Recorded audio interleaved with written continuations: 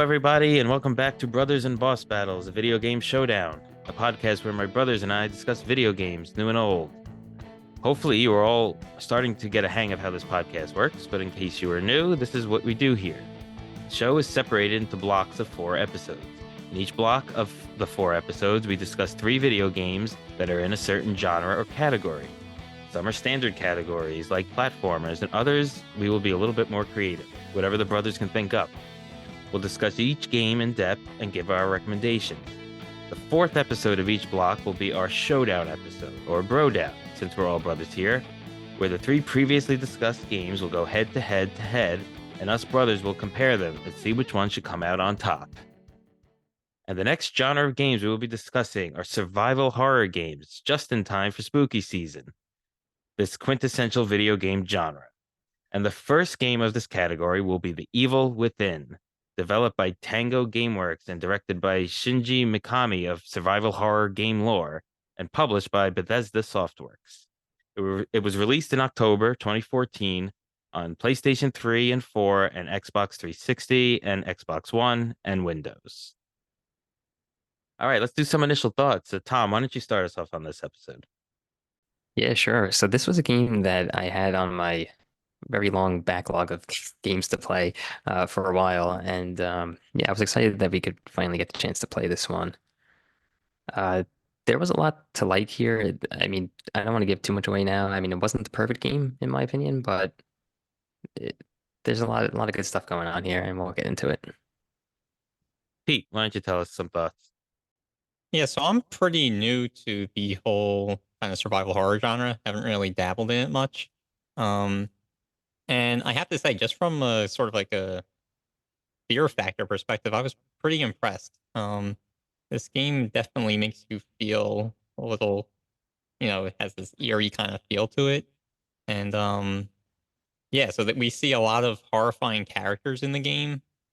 And stay tuned later because I'm going to reveal who is definitively the most evil monster of them all. And I will I'll just say for my initial thoughts that this was actually my suggestion. I was the only one of the group who had played this previously and enjoyed it back in 2020 when I played it for the first time and wanted to share that love with my brothers. So I suggested it for the survival horror category. And you know, I hope we're gonna have a good discussion today. I think we are. The Yeah, game, thanks for that. yeah. I finally pushed you to play it to bring it to the top of the queue. I think we'll start off. I'll give a little sort of introduction to how the game presents itself. It starts out. You're the main protagonist is a police detective in the fictional city of Crimson City. His name is Sebastian Castellanos, and he and his team are dispatched to a local mental institution to investigate a disturbance. And they show up, and there's bodies of patients and nurses and staff all murdered throughout the various sections of the building. You then it's then set up where you see as Sebastian, you're looking at security footage and you see this cloaked creature seemingly teleport to kill uh, police officers that are shooting at him. You then turn around, you see him behind you, you're knocked out, and then the game in earnest begins, where you're sort of in this crazy world with all of these monsters and getting weapons and trying to escape. Um, it's very much a psychological sort of game as opposed to other survival horror games. Even though they're all meant to be kind of scary, it's certainly, I think, in my opinion, at least a little bit more psychological than, let's say, some Resident Evil games. Um, the kings of survival horror. Yeah, the threat was definitely different than just like, zombies or, you know, werewolves and Yeah. stuff like that. It was yeah, definitely more of a psychological thriller, as you said. Yeah, and we'll give a spoiler alert now. We're gonna try our best to divulge story elements towards the latter half of the podcast. So for those who, haven't played it and still want to play it, but still may want to listen to parts of this episode, can do so without having too much spoiled. Because the story is really interesting. And one of the downsides, which we'll get into, is that the story is very complicated and very hard to sort of comprehend in the main playthrough of this game. But with the DLC and doing additional sort of online research, it actually becomes a pretty good, pretty interesting story, in my opinion, which we'll get into later. But to start off with something a little less story driven, why don't we start with just the fear factor that Pete mentioned, and this being a survival horror game, that's sort of an important factor. And Tom, what'd you think of that in this game?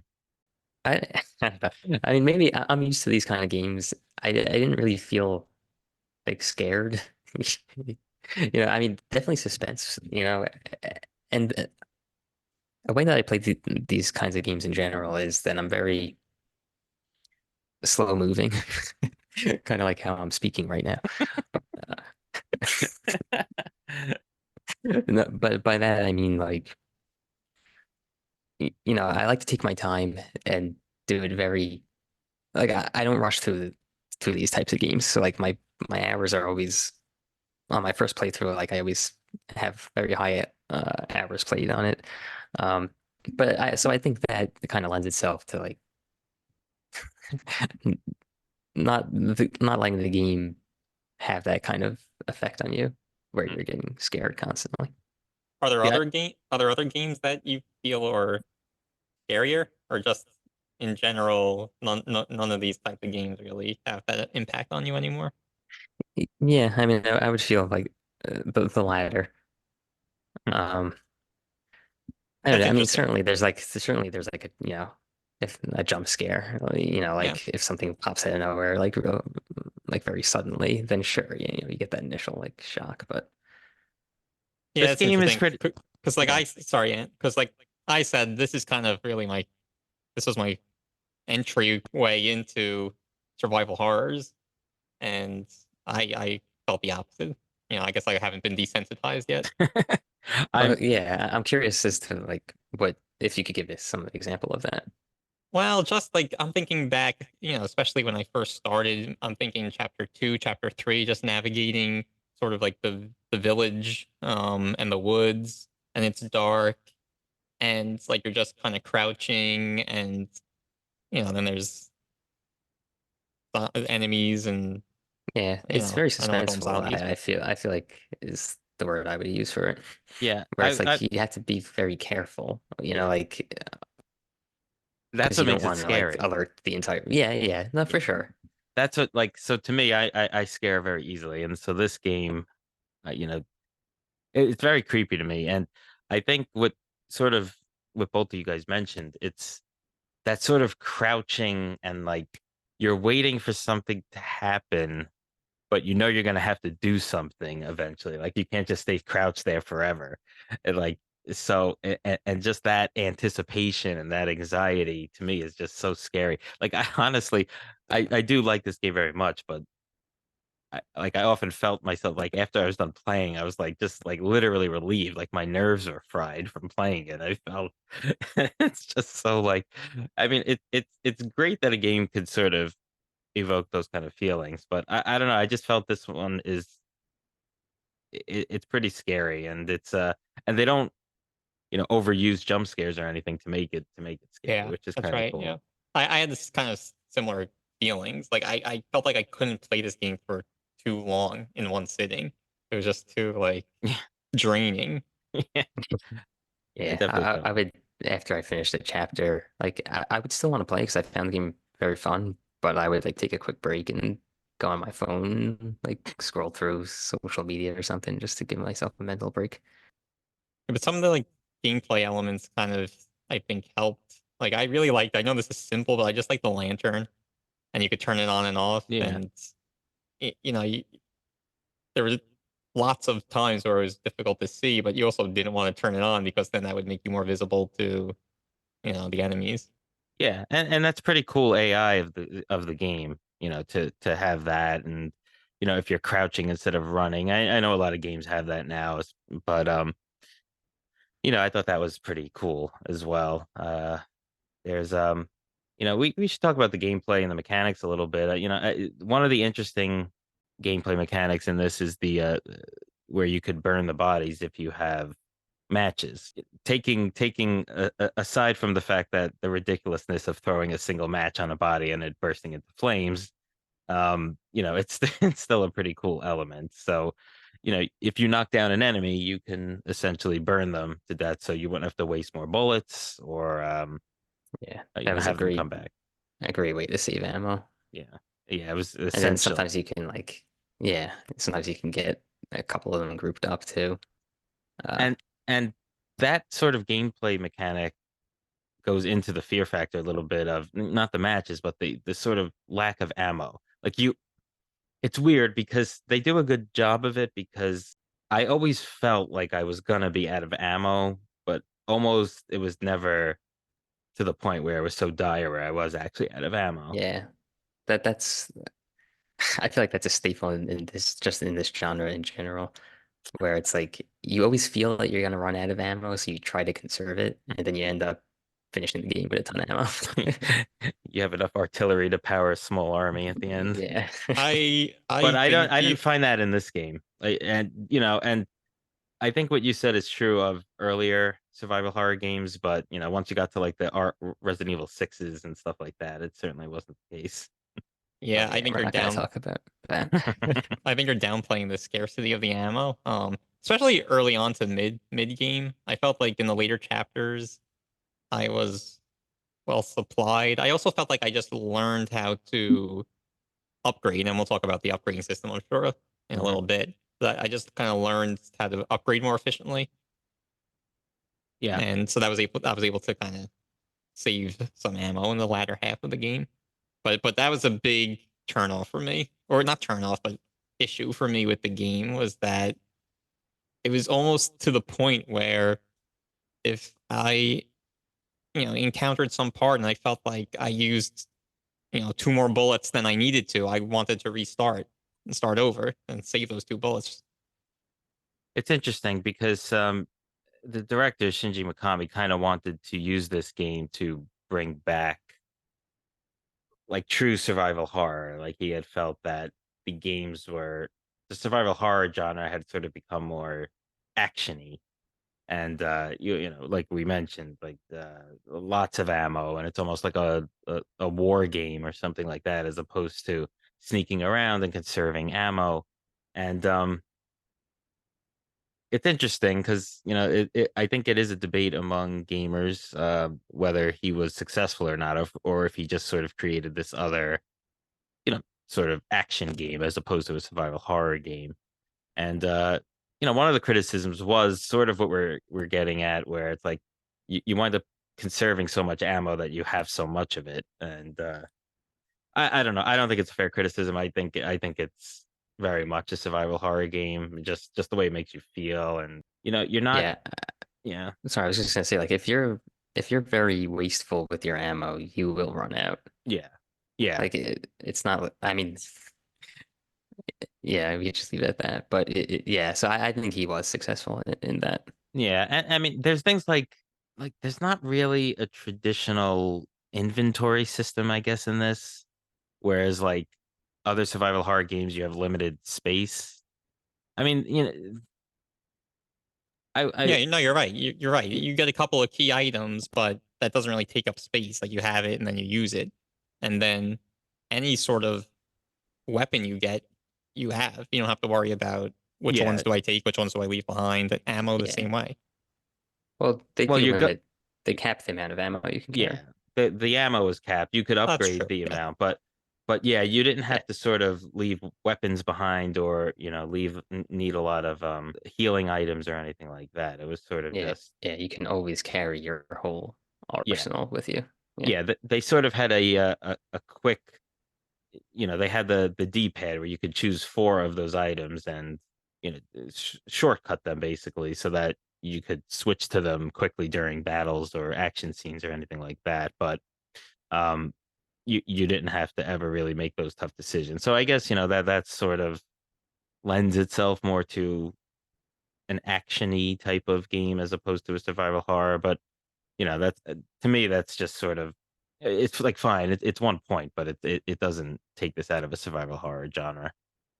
Yeah. So this director that you mentioned, he worked for Capcom, right? He was the creator of Resident Evil, Yes. Well, right? Yeah. he worked on it. I don't know his exact role with Okay. Resident Evil, but yeah, he Yeah. was mostly a director. Okay. Well, anyway, Yeah, I go ahead. think I feel like again at the beginning of the game, I mentioned kind of the first couple of chapters earlier, but there I really felt like you were crouching and trying to sneak up on the enemies and stab them from behind, and Mhm. but really very shortly after that. So for the majority of the game, I felt like it was a lot more action and a lot more like where there's a lot of scenarios where you basically had to like wipe out the room, you know. So Yeah, it's a semantic thing. I don't know. I don't want to say you failed. Like it was fun. Whatever it was fun. Yeah, yeah. I mean, it's look, there were, yeah. I don't know. I had that same Yeah, I had that same yeah. I had that same feeling where I thought the game was going to be different based on those first couple of chapters. I thought there was going to be more stealth element to it, but then yeah, like you said, there's a lot of times where the game forces you to kill everyone. Yeah, yeah. And I was like terrified about that because, like I said, for me, ammo was scarce. So when I realized, this isn't going to be as much as sneaking around as I thought it was going to be, I was like, I don't think I'm going to be able to complete this game. what's cool and so weapon wise, you get your standard fare of survival horror kind of weapons. You start off with your pistol, you get your shotgun. There's always a sniper part, which there is in this game, or at least the part where this sniper rifle really comes in handy. And then there's you get a magnum late, but the one really cool item that's sort of different is this is the this special crossbow called the agony crossbow, and you could actually pick up parts throughout the game that allows you to craft the different bows that go on this agony crossbow. And they do different things. Like there's a flash bow, there's a explosive bow. You can get one that freezes enemies. So that was a really cool sort of different uh mechanic slash weapon gameplay thing that you Yeah, get in this game. yeah, that added a lot of variety to the combat. And also, I feel like it was kind of like a fallback too, where if you are running out of ammo, you can always like disarm a trap and Yep. create some new bolts for it. Yeah, I mean, and Yeah, that and I honestly, that sort of added to the just sort of the scariness. Like there was two main types of traps. Like one you just sort of crouch near and you would hold X to it and you would disarm it. But there was those other explosive ones that were on the wall where you had to crouch near it, press X, and then it would do this sort of like circular thing where you had to stop the needle in the blue section. And some of That them was were hard. really small. Yeah, yeah. I I think I failed like on the first two of those, and I was just like, okay, I'm not trying this anymore.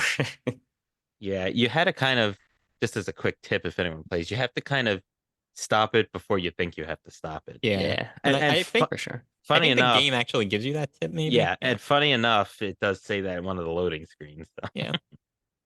I mean, I also thought that agony crossbow, building it with the parts, was really cool, but I still really don't classify as a fallback to a lack of ammo because I remember I think it was in chapter 5, where I ran out of parts to make ammo for the crossbow, and I think I had a couple of handgun ammo, and that was all I had.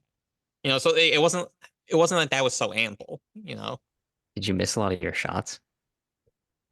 Maybe I don't know. Because I mean I think I just killed more enemies than I needed to kill. that's the Maybe. thing, because you really needed, like, it really paid off to get headshots, as it does in a lot of these games. But I mean that was kind of What I essential. found Yeah. to be really effective was let them run towards you, and then you shoot them in the leg, and then they fall in one bullet, and then you can burn them with the match. Yeah, if you had matches, that was good. And then the other thing, I really so usually like flash grenades, flash bows, I usually hate that stuff. It's like it doesn't cause damage. It's like I hate it. But it was actually really useful in this game because you could shoot the flash crossbow that would stun the enemies, and you could then do your crouch stealth attack while they're distracted. So you could like maybe take out two enemies with one Yeah, which essentially one flash crossbow shot, and then not lose any gun ammo. So Yeah, that was really cool. I wish I had kind of considered that Yeah. earlier in my playthrough because I was kind of like you, like these don't do damage. Like I'm just gonna build my explosive bolt. Yeah. So why don't we talk a little bit about the characters? We'll start with our protagonists and then go to the enemies because the enemies are really cool in this game. Yeah, the yeah, enemies are definitely cooler than the yeah, protagonists, in my opinion. yeah. I mean, And Sebastian was cool, but I like characters like them. They're like boring, but like they're sort of like heroic, but not sort of like you know, rainbows yeah, and like teddy Superman. bears. Like, Yeah, yeah, yeah, like, it's he's just sort of, a brooding detective that has a very tragic backstory. yeah, Um, the game so you find various diaries of his throughout it, and the game will have you believe that his wife is missing and that his daughter had died in a fire. Now, none of us here, I know I haven't, and I don't think you guys have played The Evil Within 2. I think some of that might get explained more in that game. I don't really know how. I kind of do want to play that game eventually and want to avoid spoilers, but it's set up, and either way, he's sort of lost them. However, the circumstances are played out. So he's a pretty tragic character. Um, what do you guys think? yeah, yeah. I mean, all that for sure. One thing I don't like in these, and seems to be a common trend in this kind of game, but like, I don't know, just like the corny lines and like, I don't know. I feel like if you're in this kind of like crazy situation, like totally like supernatural world, you just wouldn't be saying stuff like that, you know? I can't think of a particular quip offhand, but there's, some really corny stuff in there. Yeah, I was gonna say something similar. I also felt like I don't know, he would like say a curse word or something, and like it just felt like they recorded the actor saying it once and then played it throughout the entire game. So like some of that was a little weak. Um, but I did have an example that I'm thinking of from Joseph, which I guess he was another detective, right? Yeah, Joseph Oda was the his partner, Sebastian's partner. Yeah. So like I don't know, after they be like I think it was like after we killed the monster or something, he was like, I don't know what that was, but it's definitely not okay. It was just like so like awkward and like, corny. Like so to Yeah, your point, Tom, I was thinking the same thing. Like in this kind of setting, no one would ever say that. yeah. I mean, I don't know. I feel like that's been a trend. So like maybe there's some reasoning behind it, like to I don't know, to keep I the game a little bit lighter at times. Yeah, I think it might just sort of be like I don't know, maybe when it's recorded, it sort of gets lost in translation. Yeah, maybe. I You mean, so know, I think Joseph was definitely like the worst character. Like, it's funny because people actually consider him one of like the best character. oh God, come on. He Yeah. drops his glasses and makes you go back and get it. Like, That's- I and thought then he was interesting though because he's sort of like succumbing to this darkness at different points in the game. So we'll get into that a little bit, but I mean, he was my favorite character because of that one that one chapter where he's carrying oh, the axe. the axe and he's just mowing down all the Yeah. enemies for it. Yeah, that was awesome. I think the first time I played that I didn't realize that and probably wasted more ammo than I had to, but if you just sort of avoided enemies there, he was destroying everyone. It was great. yeah, I definitely did not utilize him to his fullest potential Yeah, in that that I in that definitely did. scenario.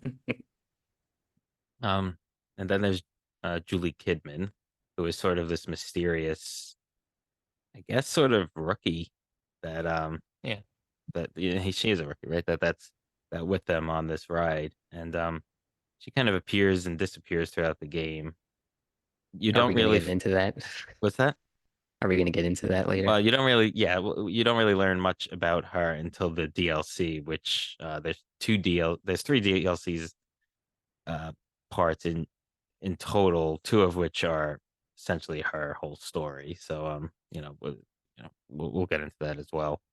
Um, then there's a bunch of sort of, well, I mean, there's a, let's say Ruvik to the end, but there's a lot of monsters in this game, and Well, what about like I don't know if we need to go through the whole cast, so like the doctor. well, Marcelo Jimenez, Yeah, yeah, he's kind of in between, or he's kind of sort of winds up being a jerk. yeah, yeah. I don't know how much we're trying to dance around the Yeah, I know. Let's talk. spoilers at this point. Let's let's just talk about some of the villain designs though, because you have your standard zombie like creatures early in the game, where they're not really zombies, but they act like zombies. I mean, Yeah, they're a they little have. bit they're faster moving and they can use weapons though, so it's a little more daunting. Yeah, you're right. But when I was playing it, I was calling them zombies. They gave off a zombie feel to me. Yeah. And there's variations of those zombies. Like there's bigger ones and there's ones that have, helmets on, so you have to break the helmet before you headshot them and stuff And there like was that. those invisible ones. How annoying was that? Right. Yes. Yeah, that was one of the. I actually wrote that down and like in my notes, and I'm just like, They it's didn't just appear such a that often, lame. but It's such a lame mechanic to have yeah, in a game. Like it's not fun. Nobody likes it. Like stop putting them in. yeah. You basically had to like do a melee attack, like punch in the air, and then hope you hit them, and then they would appear for a minute, like or for a second, and Yeah. then you Well, knew I where mean, they were. I think a lot of the times where they include those enemies, there was like puddles that you can look at, Uh, That's and sort you could of see them. Yeah. that was sort of the way that it's presented that you're supposed to track them down. Just through the puddles, which is tough. I remember there's one you encounter pretty early when you're sort of holed up in like an area with Jimenez and another character that we didn't mention, Leslie, and like I had not that much ammo at that point, and like wasted a shotgun shot to kill it because it was just like I didn't want to have to track him through puddles. Yeah. Yeah, that was right. It, that was a fairly small room, if I remember Yes, correctly. yeah, Yeah. Yeah, that was tricky. yeah, But that one I don't think was puddles. I think it was more like garbage on the floor or something that like you could see moving around or something. But yeah. yeah, to your point, same idea. But that kind of does go to the creepy factor again, I think. Yeah, for sure. but what about some of more of the like, you know, Bosses, prominent, yeah, villains? the boss battles. We get I did the not hear little that, bell. Pete. Anyway, yeah, why don't we get into that? But let's take a quick break first. All right, before we broke, we were talking about I'm gonna start talking about some of the bigger villains in this game. Some of the bosses. Uh, Pete, why don't you talk about a few that Yeah, stuck out to you? yeah. I actually right from the very first scene, um, you meet the sadist, and you're kind of hanging upside down and with other bodies around you, bloodied bodies around you, and basically this chainsaw wielding, behemoth of a man, I guess, um, is basically the is holding you captive, and you got to kind of sneak around him to get the key and escape. And he actually appears, which I liked because I really liked him as a villain. He appears a few times um, throughout the game. So he was probably my favorite Yeah, that was a really villain. kind of creepy opening scene Yeah, where you're just yeah, kind of hanging there. It's like, yeah, that's that definitely fills you with like instant sense of dread. And that's cool that they actually, you know, let you encounter this character again. Because yeah, he was cool. yeah. And another one that I really liked is Safehead, Boxhead, the Keeper. I think he's officially called. and he also appears multiple times. But as I'm saying this now, it didn't feel like, as I'm saying that they make multiple appearances, it didn't feel like, oh, this guy again. Maybe that was because they were, designed so well. Yeah, I agree for the most part. The keeper was a little bit annoying just because he didn't really die. Like if you killed him, he would just come back. So, But that made him so so creepy. well, yeah, for sure. I It's thought Yeah, just a that little was one of the frustrating. best. That was one of the best boss battles that I think, that, in my opinion, in the game. Just where you're running through the sewer, he's pumping the poisonous gas too, and you have to like. It was so cool because if you get through one of the like almost like vaults, you close the door on him, and then you see him essentially rip his own head off so that he could transfer to another safe, which his head was a safe. So I don't know. I just thought that was so creepy, so spooky, that battle. yeah, I agree. I like that, and yeah, just very creative and creepy, like you said. I agree. I think the And keeper was a fan favorite because they made a DLC where you're him essentially. Uh, yeah, that's cool. I didn't get a chance to play it. I think maybe you guys did. Interested yeah, to hear about that, but yeah. Um, Tom, to your point, I just in general, I agree that I found that annoying when there were these big bosses that you couldn't kill. Um, Yeah, so because it just made you feel like everything you were doing was a waste. but what other? Oh Even though well. like there were points where you had to do it, like you had yeah, to kill him temporarily anyway yeah. to be able to what was it, turn the valve, I guess, right, to stop the Mhm, gas or something. Yeah. yeah. But what other battles Yeah, I was don't know if like you had to that? kill him. I don't know if you technically had to kill him. Well, that I kind of go. did. I Oh, killed him, and then I like dropped the one of those the bolts that stun you. hmm. I forget what they were called. But anyway, so once he reappeared after however many seconds takes to reappear when you temporarily kill him, then I Uh, needed him to be dead for that time, and then to get stunned, and I still just barely got the valve on and yeah. turned it. Well, that all adds to the tension. So I think all of that's intentional. But that's a smart Yeah, for idea. I sure. actually didn't think to beat that part that way. I kind of just did it Honestly, in spurts because the valve doesn't reset luckily when you pull off it to like run away yeah. from him. So But I use sort of the stun bolts, the freeze bolts, like pretty much exclusively. Was saving them for a lot of the boss battles. okay. Ah. Yay! Um. So, but anyway, this conversation kind of transitions to one of my least favorite, which was Laura. And there were Which time? The first time or the In second the time? first general. the first time was okay. That was when Yeah. you could use like I guess a lot of the instances you could use the environmental like fire, Hmm. right? Yeah. But there's one time. How many times in total do you fire? Two or three or I think I think just it's two. twice. Yeah. twice? Okay, yeah. So the second time was like I had a huge gripe with, and Well, Yeah, me it's too. like multiple stages, and you yeah. couldn't it's just like you don't. There's nothing really that tells you you can't kill her Okay. So until I guess the until the whole very final Laura stage thing, you though, the can. first time you see her, it's like you have to run away. You run down that hall, and then like she gets Yeah. distracted by like another like a random zombie that comes. I Anyway, I think there to might be those who one don't, where well, I think there might be several times where you have to just run. yeah. Yeah, So there is a lot of that in this game. One of them is that first Laura battle, and to me that just adds to the tension is that you can't beat certain bosses in certain places. And then even later in the game, you get the hint.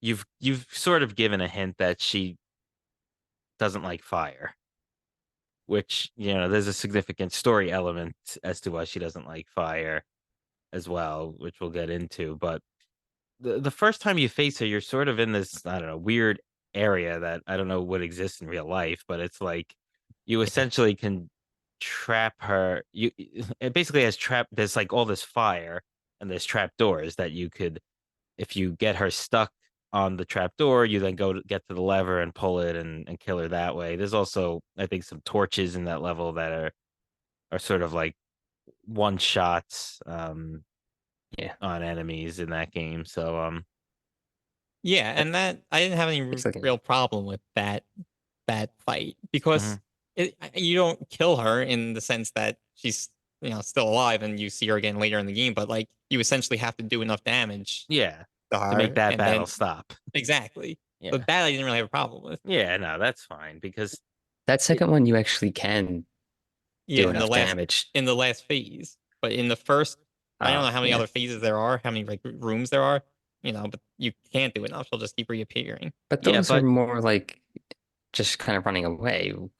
Like you know that I feel like it's implied that you It are not wasn't supposed a to fight her there it wasn't because like apparent to there's me. things to turn yeah, like you pull the which levers, was a it very gets annoying thing because like you have to like there was one point where like I was trying to turn something and she was chasing me, so then there's like you could just run around in a circle like Yeah, I wanted to and bring then that you're up. like It's like kind of like in the center of the room. There's some obstruction, like space that you mm, can't run. So it's yeah, almost like yeah, a Scooby-Doo. Like you're just running yeah, in yeah, circle, yeah. running around but and that's chasing each other. And like it it was just like it you had wouldn't to be a coax, survival it wouldn't be a but it was survival so horror game. dumb. You had to like coax her into like chasing you a little bit, and then if you went a little too fast, then she would turn around. So you had to start like try it again. Yeah, yeah. It But was it was And so then it was dumb, and it was sorry, go ahead. Finish. no, just let me finish. Like that was the penultimate room in that battle. So then when you went into the last room, which was the most difficult, I died a lot. Actually, in the whole game, I died a lot. And we'll get into that. But I died a lot in that last room against her. And then every time you died, you had to replay the room before Yeah. that. So I did a lot of Scooby-Doo chasing. It Yeah, was I really feel like really annoying. yeah, it was annoying because in that Scooby-Doo part, it was like, one hit kill if she catches you. And it just seemed yeah. like random whether or not she would like get to you in Sprint time. or Yeah, yeah, yeah, or sometimes she like would how like sprint, her sometimes she movements would yeah. were like I wonder if we random. could get the So internet to start calling that the Scooby-Doo battle or something. But it's smarter than a Scooby-Doo battle because of what you said. Like if you go too far, she'll turn around and go the other way. At least it's not literal like chasing each other in a circle. But and you don't have to beat her, right? Can't you get to like you don't Yes. have to kill her at that point. I Yeah, and I yeah. I couldn't. I didn't beat her. I didn't even try. Yeah, I think I tried. I tried. I got two out of the three fire traps, but you have to I think get all three to kill her at Yeah, least. well, you don't have to. You could shoot her with ammo too. Well, yeah. I never yeah, wasted ammo on her. I just figured it was like not gonna. Yeah, I Um, tried like 100 times and couldn't do it. And yeah. There's a trophy for killing her in that yeah, room. oh really? and then also Yeah. like when if you don't kill her, you kind of have to run, and then there's items to pick up. I think in the elevator that you kind of miss because you just have to close it real quick, but she's still alive. Yeah, I mean, I was just focused on getting the elevator operational and getting out of Yeah, there. The game, as good as it is at being creepy and different, I think at times, it sort of does then get into that sort of as the game progresses, the bosses start getting to be like that more Resident Evil, like big amalgamation of like goop and body parts and just you have to unload a whole bunch of bullets in them and run away and sometimes use other stuff. And yeah. then of So yeah, that that reminds. Sorry, to cut you off. But that reminds me of another one where you were kind of in the what is it like the parking garage. garage? Yeah, Yeah. and he was kind of Yeah, he was a big I think his name was Amalgam. okay. Yeah. Amalgam Alpha or Amalgam was technically his name. Yeah, so like in terms of like character design, he wasn't the coolest, but I felt like that boss battle was very fun. Yeah, that was a good one. Did you guys do?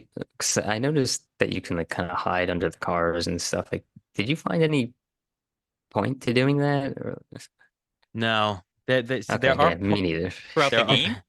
no, No, no, no, in just in that that part. fight. Oh no, not in that battle. No. Yeah, I Okay, really yeah, don't know if maybe you were supposed to like hide from him and then like shoot him from behind and that would make him easier. What I essentially did in that battle was run to there's there's like a room with a bunch of ammo. You could kind of like shoot him from there, and then he picks you up and throws you into another room. You could do that one more time, and then after that, you have to sort of kind of go head to head with them. Um, so that's what I did.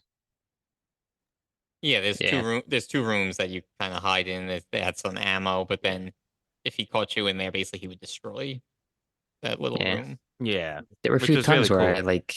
where I was like out of his sight and he didn't know where I was, but I'm just like, is there any point for me to be hiding from him? Or like I gotta shoot him anyway and he's gonna know Yeah, where I am. So yeah. like yeah, I didn't quite understand that. But yeah, I mean it was that was a fun fight.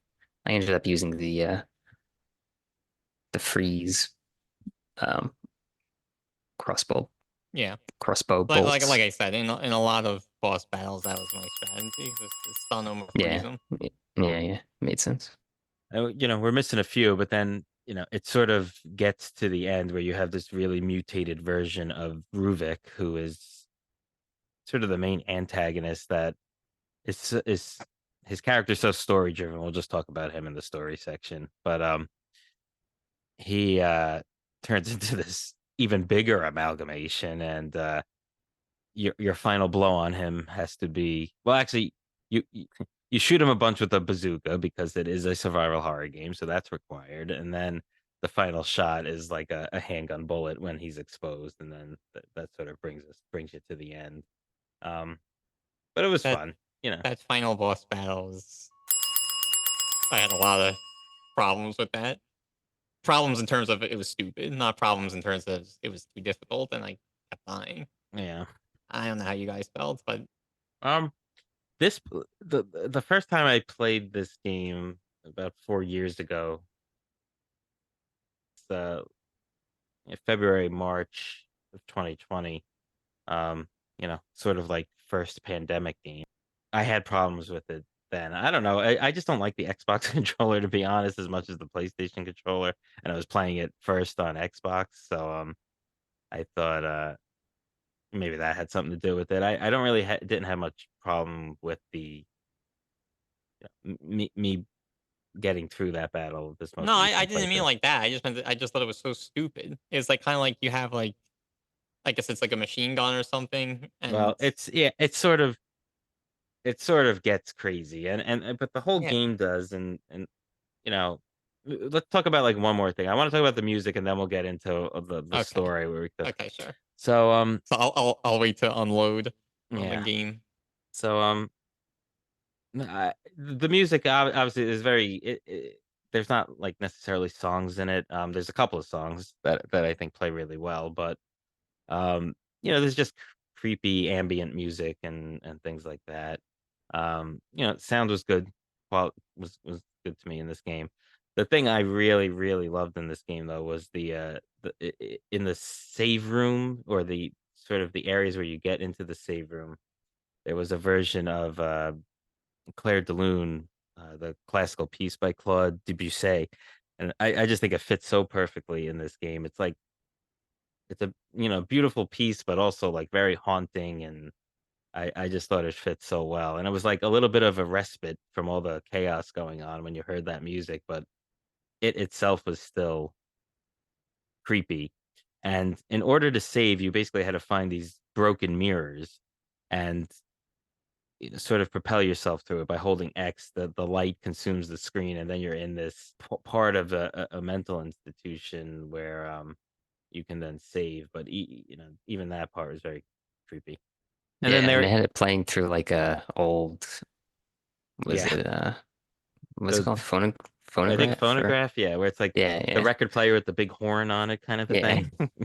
Yeah. But so Yes. and like and it had those kind of like uh that audio quality from that like that Hmm. something playing out of that contraption would sound like. So that was Yeah. cool. Yeah. Yeah, I And think then it's generally a consensus that the hospital and the nurse Tatiana, I think her name yeah, was, and Tatiana Gutierrez. like it's pretty much like that was awesome. And I think everybody who played this game thinks that whole thing was awesome. Yeah, just as a quick aside, just since we mentioned the name, you get into the save area, and almost every time you go there, a scene plays out or you have to walk through it. It's not just a matter of you get to your thing and save and then go back into the game. Like sometimes you wake up in a cell. Sometimes you get like flashbacks of being worked on by either doctors or nurses and held in a gurney. Other times you kind of see a shadowy figure in other cells and they're talking to you about this main villain, Ruvik. So all very creepy, all very interesting, all very cool for this just the ambiance of the game and the gameplay and all of that. And just with regard to music, there is sort of like a theme song that I believe plays at the beginning and definitely plays in the credits at the end. It's sort of like a hard rock, sort of like dark sounding tune, which is pretty good in itself. Yeah, I don't. I'm struggling to kind of remember what that was now. I played this a couple of months ago, but I guess it didn't leave an impression on me. So Any other? Yeah, before we get into the story, I mean, there's a lot of things I think we kind of passed over. We yeah. have Go ahead. some So gameplay elements to talk about. yeah, Yes, yeah, let's do that definitely. then. Well, one thing I definitely wanted to get into was kind of the upgrading system. I'm also curious, kind of Yeah. what your guys' strategies were. Um, but Mm, right, so okay. as you defeat enemies, you could collect green gel, or sometimes it's just an environmental item to pick up this green gel, and then you use that to upgrade either your weapons in some way, whether it's reload time or damage output. You could upgrade your maximum stock, how much you could hold of certain items or ammunition. Yeah, there's a lot of things. Sprint speed was, or sprint duration, how long you could run for before you get tired. It was nothing you had to upgrade. So there's a lot of different, you know, varied things that you could upgrade, and it really created sort of this strategic element. Mhm. What were you going to upgrade and when and why? I'm curious what you guys landed on. Well, the thing I definitely didn't upgrade was the melee attacks, which I don't recall what I did the first time I played this, but this latest round that I just completed, I didn't. I don't think I upgraded it once. And based on then reading more about this game online, that seems to have been the proper choice because I think you could max out the melee and you're just not going to kill enemies with your melee attacks. It was more of just to kind of stun them or get them off you or give you some space. So I'm kind of glad I chose that. Um, I'm always a big health guy when it comes to not in a healthy sense in real life, but in video games, I like to I always like to have a lot of health where I'm going to be tanky, in a sense. So definitely upgraded health a lot. And then it was just sort of, things that you don't think are that like cool or sexy to upgrade, but like the amount of matches you can hold. Because like I did notice I was having to leave matches behind. And we talked earlier about how strategic and important those can be gameplay wise in this game. So I did some of that. Yeah, I actually upgraded the matches, the amount of matches that you can carry pretty early on in the game because I noticed that too, that I was having to leave a lot of things behind. But then I think I only did it once and didn't have to for the whole rest of the game. So I think I was at like 7 Hmm. as my total that I can carry. But yeah, I mean, I generally, prioritized, obviously the amount of syringes you can carry. Syringes are how you restore your health in this game. So I think that was an important one because I mean, maybe we can get into this now, but like, there's a lot of times where I would, come across a syringe in the environment and I was already at full Hmm. capacity. So I would like, use one on myself just to Yeah. top myself off. But I don't know, did you guys find that you were Yes, that that was happening to you a lot? it did. And so that, I yes, it did. So there were times where I would come across a health syringe and not have full health, thankfully, but didn't or it wasn't at a point where I would otherwise use a syringe, but I was like, well, I might as well use it because it makes sense. Because Yeah. yeah. I think you guys maybe were better at this game than me. That very rarely happened to me. I really played a lot of this game at like half health. Oh So wow. Well, I yeah, think I did too, honestly. And you know, I know we're talking about the upgrade system, but that also gets into another interesting and I think good gameplay element where if you sustained enough damage, you would start like limping. But if you were able to find a space where you could stay still, you could replenish your health a little bit, at least to the point where then you could sprint and run normally.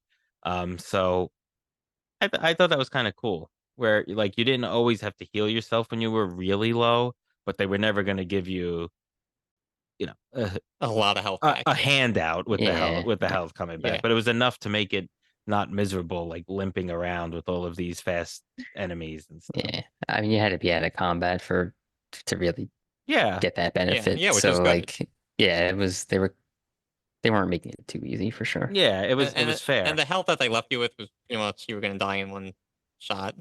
You know, I Uh, felt. Maybe from a boss, Or yeah. From probably a two. regular, Yeah. yeah, yeah. It's probably two from a regular enemy though. Yeah, that was But a yeah, yeah. I mean, as far as other upgrades, I generally went towards the items that were so like the stock for the ammo that I was noticing that I was having to leave behind a lot. So definitely the handgun ammo. yeah, I had to upgrade that a couple of times, and the shotgun shells too. Then as far yeah. as like damage, I think I upgraded the damage on the pistol a few times and the shotgun, but like never the rifle. Because like that, I was just trying to get headshots and that would kill in one hit anyway. So like I didn't feel like I needed to upgrade the damage on that. I agree with the pistol. So like I sort of had a feeling, and I never do this in games where you can upgrade your initial starting pistol, but I was like, that, ammo isn't plentiful, but I'm sure they'll give me a lot of handgun ammo. So let me make sure that this gun is like can take down some of these stronger enemies later in the game. Um, so I actually upgraded the damage on that. Yeah, see, I did. I don't know if I did one maybe upgraded on one damage early on, but I definitely didn't prioritize that. I prioritized on the shotgun at first, the shotgun damage. Not at first, but as soon as I got the shotgun, which what was that in chapter 3, I think. Yeah, yeah, it's Um, relatively early. I It was mean, early. relatively early. Yeah, the shotgun's always my weapon of choice in survival horror games. yeah, that was definitely my weapon of choice. But I really prioritized the duration that you could run. No, me too. That was important because Yeah. for a fairly in shape looking detective, he ran out of breath very quickly. Yeah, especially Okay. in like a life or like you know Yeah. life or death critical situation. Like you feel like I don't know, run Adrenaline a might little. take over then. Yeah, but in the same sense, I mean, you can have as high adrenaline for I don't know, however long this game takes place over. I don't know. But That's interesting. anyway, I think I only upgraded the sprint duration once. I oh think I did wow, twice.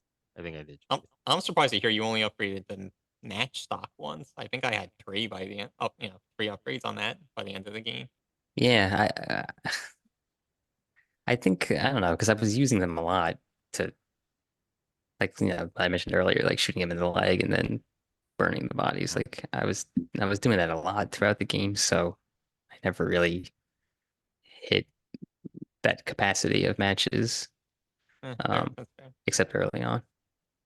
Yeah, it sounds like I maybe didn't prioritize the health stuff as much as you. You guys. The syringe stock, I think I eventually had four by the end. Um, but the syringe recovery, how much you recover from a syringe, I didn't really prioritize. And then even you can upgrade your max health, I think too, right? Which I didn't really do. Maybe I did one. Yeah, I mean that was a good thing to do when because the trick is if you're low health and then you upgrade your Oh max health, yeah, it fully heals you. So Yeah. that's it. And I just felt like there was so many like, especially in the boss battles, where like just a one hit kill, like it didn't matter. You know? yeah, that's true. And that's something that I wanted to mention too about this game is that there was just too many one hit KOs. Yeah. Okay. So let me just on the upgrades, and we'll finish up. Yeah, yeah. Go. I actually ended up investing a lot into the fire damage on the harpoon bolt. Like Hmm. that's like the fifth upgrade where Yeah. you get like the added benefit. Yeah. And that really helped me a lot. And I think it was chapter 14 where there's like the gauntlet. Oh, It's the like, battle where you're sort of in that battle arena and they keep yeah, coming. Oh and yeah, yeah, that was tough. That exactly. was cool fight. Yeah. Yeah, it Yeah, was that was cool, but cool. that was tough. I Yeah, with remember the having the first time I played this, it was really tough. Like I really yeah. struggled with it, but this time I Oh, did a little bit better. one of the really annoying things about that is after that first wave, and then the Ruvik clone shows up, and you know they scream, and then the hands come at you, Yeah. Yeah. and then it's a one hit KO, of course. So it's like you do all this work to get through that first wave, and it was pretty long to get through that first wave of enemies, Yeah. and I then mean, just to get killed in a one hit KO as soon as the next wave shows up. That happened to me once, and I was so pissed. I don't think we talked about it as like it's very it's when talking about gameplay with this game, it's very basic, but it's meant to be hard. This is a hard game where you're gonna die potentially hundreds of times to get in getting through it. All right, we're gonna do this now then. Share our death count. Yeah, why don't we share our death and time counts? Um, Sure. Yeah. then we'll get So, into more substantive stuff. but before I give the number, actually, this is one thing that I felt almost at the start of the episode. We're talking about fear factor. It almost reduced it. It was kind of like very quickly it became apparent to me like I know I'm gonna die 100 times or hundreds of times. So like you didn't really fear getting attacked and dying, because it was just so common. So anyway, I did die hundreds of time. It was 209 to be exact. And actually, there's a little asterisk on that one because Wow. the first half, not say half, first part of the game, there were times when, like, Laura caught me and was bashing my face in for the 10th time in a row. And I didn't want to watch it. So I just kind of reloaded my last checkpoint. Um, and then I think, Ant, you mentioned that there's a death count at the end. So then once you told me that, I stopped doing that. But I would estimate it probably, yeah, maybe I did that, I don't know, 15 times, I think is a good estimate. And what was So your clear time on that? 23 hours and 42 minutes. Hmm. And again, that doesn't, I don't know what that does or doesn't count. It certainly doesn't count the times when I was fighting Laura for 10 minutes and she bashed my face in and I restarted to my last checkpoint. So, Tom, why yeah. don't you go? Yeah, so my death count was 105. Oh wow, that's pretty impressive. Oh, really? Yeah, that's good. That's good. Oh, cool. Quite, twice as good I as thought, me. and we'll get into this later. But so again, a lot of one hit KOs, and my clear time was 18 hours, 53 minutes, 58 seconds. So That's pretty almost good. 19 hours. So It's my first time playing the game. yeah, that's what's impressive about it because as I mentioned, this is the second time I played this game. The more recent one for this podcast, I played on the PlayStation 5. It's I guess the PS4 version on PS5. Uh, my death count was 185, and my clear time was 17 hours 43 minutes. So I thought that was good because I I win the most death prize from my first time playing on Xbox. I died 264 times. Oh, man. Wow. That's good. and I it don't took feel so bad anymore. Now and it that's took impressive. and it took me an even 24 hours, 24 hours and 27 seconds that first run through. So you could tell I really struggled with it and still really liked it that first time enough to suggest it. So one real quick thing, I don't know if it really fits here, but just because you mentioned it was a PS4 game, did you guys find? Well, let me say it this way. I found this game to be very disorienting.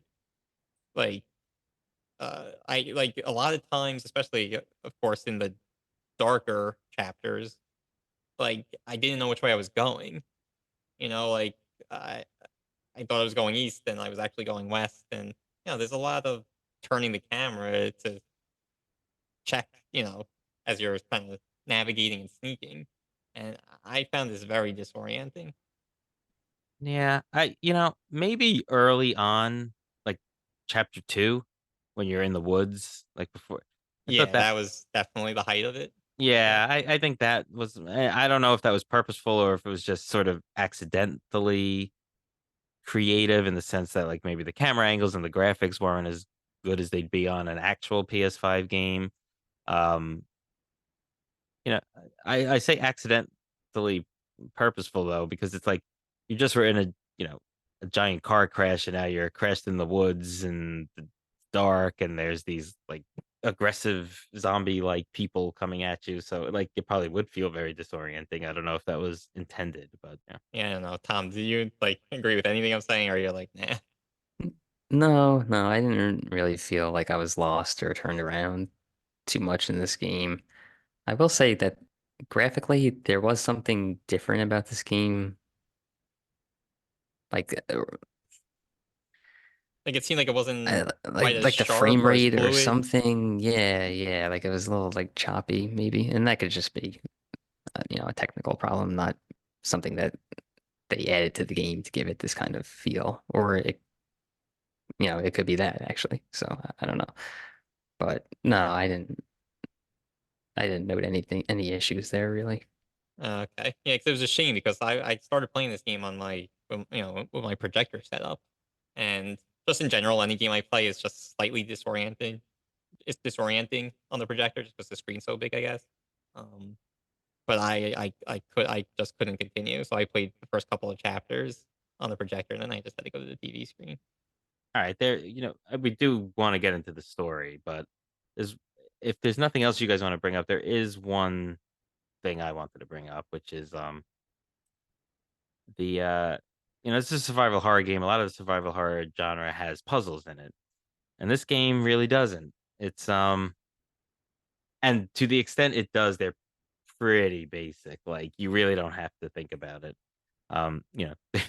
There's literally one puzzle where you have a two-sided tile you have to put in the wall, and he even says like, "Oh, I have a 50-50 chance," and it's like there's a bloodied corpse next to you, and one side of that tile is completely bloodied, and the other one is not, I and mean, it essentially is it's like it's 50-50. So if you put it on the wrong side, a booby trap kills you, and if you don't, then you get to go to the next passage.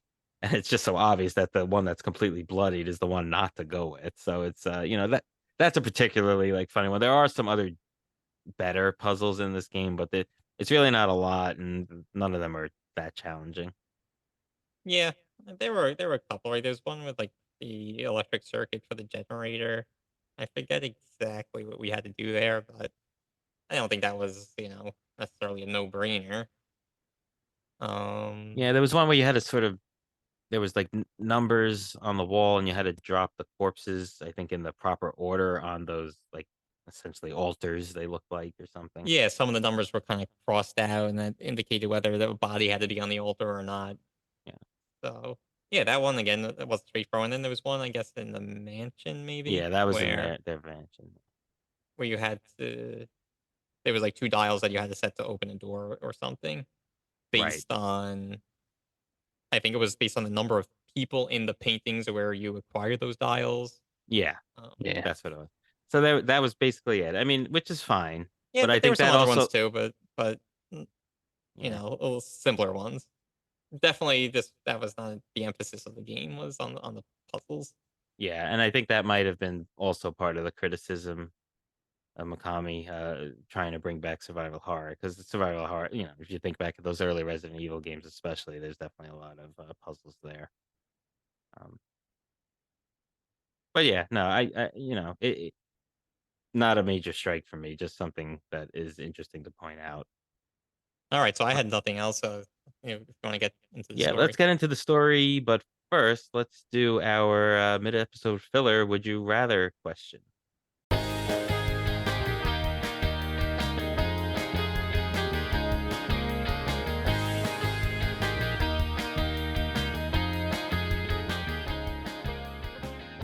All right, so we've been discussing the evil within, the first in our survival horror category. And for this episode's Would You Rather question, we'd like to ask the audience, if you were in a situation like Sebastian is in the evil within, basically your own survival horror situation, which upgrade would you choose to be your first with the green goo? Would it be to run further without losing your breath, Would it be the ability to hold more ammunition, or would you give yourself a good old-fashioned health upgrade to take more hits from all of those baddies? Let us know your thoughts on our social media pages. Catch us on Instagram and X at Bros Boss Battles. That's BROS Boss Battles. Or leave a comment wherever you get this podcast or on our website at brothersandbossbattles.com. You can also check us out on YouTube. All right, looking forward to hearing all of the answers to this question, and let's get back to the regular episode.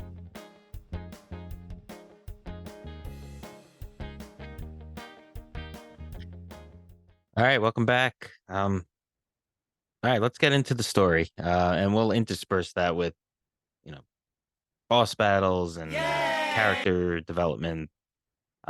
Just because it's, we don't want it to be too disjointed, but we wanted to save the main story elements to the end, so that we didn't spoil anything. And just again, spoiler alert: if you don't want to hear about the story, probably turn off now. All right. So as we mentioned, sort of the early setup is that Sebastian, Joseph, and Julie Kidman are called to this massacre at this mental institution in Crimson City. You then get knocked out by this cloaked fella, uh, and you wind up hanging upside down, as Pete mentioned in the sort of traditional butcher like villain uh, area, and then you have to escape, and then you go through this whole thing. It turns out, so a lot of this game, and we haven't mentioned it yet, but you're just thrown from weird scene to weird scene to weird scene. You're kind of, you're in this basement in a meat locker, and then you're in a mental institution, then you're in old church grounds, and then you're in a construction site, and just all these things. And the game does a lot of where, you beat a level, and then like poof, you're somewhere else. It's you're not, it doesn't really follow any sort of realism, even within a world where there's zombies. But so it's very much psychological, it's very much mental. And as you play the game, you sort of understand why, that you're not just sort of traversing normal levels of a survival horror game in a mansion or a police station or wherever you are. Um, the the the main sort of drive of this game, and the antagonist, uh, is this character Ruvik, who was also known as Ruben Victoriano. And he came from a very wealthy family that bought a property in the Crimson City area. He, from a very young age, was troubled, was doing these weird experiments, and his family donated a lot to this hospital where Mr. Marcelo Jimenez was the doctor, and in turn, he was supplying Ruben with bodies to essentially experiment on. Ruben then was creating this system that he called STEM, that essentially would allow him to get into the minds of other people. And he kept getting more and more into this weird work, and eventually it started consuming him. There was an interesting sort of flashback that you play through, as you see him and his sister Laura, who we mentioned as this horrible monster, playing in a barn. The local townspeople are mad at the Victorianos family for buying up so much of their land. They set the barn they're playing in on fire. uh, Ruben gets horribly disfigured, but Laura dies. So that kind of drives him even further into madness, and can now he has some sort of purpose in trying to connect to different brains. Um, you know, maybe to resurrect Laura, or maybe just for revenge, whatever it is. It turns out then that this mega corporation called Mobius then sort of gets wind of this experiment and is very interested in sort of claiming it as their own. So at first, I believe, and you guys could correct me if I'm wrong, they're working with Ruben and Dr. Jimenez. Dr. Jimenez is sort of like a middleman between Ruben and Mobius. Eventually, Mobius sort of takes complete control, and they kill Ruben, but take his brain because his brain was able to connect everyone, in this STEM system. They sort of derisively then refer to him as Ruvik, which is like sort of a combination of his first and last name. And he essentially, you find out he's essentially just his brain in a shell that they're using to experiment further and try to craft this technology. This STEM is essentially where you are the whole game. You're not, this isn't, you're not playing in real life sort of thing. And that's what allows the game to be so over the top and to zip you from one area to the next. And it's pretty interesting because what the system does and what Mobius and Rubin had been working on, and Dr. Jimenez, I believe as well, was a way to sort of not have people hooked up to it. Because initially one would have to be hooked up to the system and to Ruvik's brain in order to sort of get into the STEM system. But they were working sort of on this almost like a Wi-Fi version of it. And at the very beginning, and it's preceded by a high pitched screech.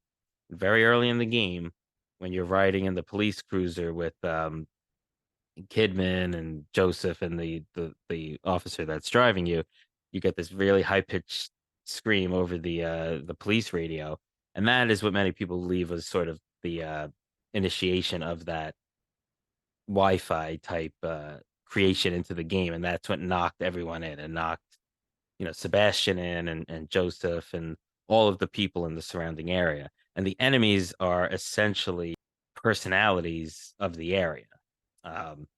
Whether that be a murderer or someone in a mental institution or a police officer or whatever it is. And a lot of the enemies are those personalities melded with Ruvik's psychotic personality as well. You don't really learn that much. I think you don't really learn about Mobius at all during the main. You do learn about Mobius a lot in the DLC where you play as Julie Kidman. Yeah, well, maybe we get into the DLC. Let's keep it to the main game. I mean, it was a big time problem for me in just trying to grasp this, you know, situation, the story. Yeah, even after doing research and everything, I'm still kind of confused. Um, Yeah, I but mean it's very hard to get in the first. You sort of learn that Jimenez was sort of behind it. He was supplying Ruben at the time, because he was getting donations, but then he sort of turned on him, claimed the work as his own, sold him out to Mobius. You don't really know it's Mobius, but you kind of do. It kind of is hinted that he sold Ruben out, and Ruben just gets crazier and crazier, and he winds up killing his parents. And yeah, right. That's what I was gonna, bring up. I seem to remember that. mhm. Yeah. So his sister dies in the barn. So let's talk about that. Um, First of all, that boss battle is like the lamest in the whole game. I think the blood boss. I think they call it.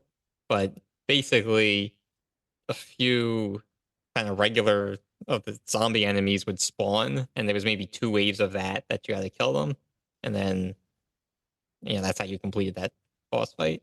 Yeah, I think it was just important, and it's sort of. I mean, not that anyone likes to get burned, but I guess it sort of explains why the main weapon against Laura was going to be Yeah. the fire. But that the Laura character, I think, goes a long way of explaining all of this very complicated scenario because it's like part of Ruvik's memory of her that's creating it in the STEM system, which is why you have to fight it. But it's her and her tragic backstory, but his anger and Right. Yeah. about it. So but that's what kind of creates that enemy.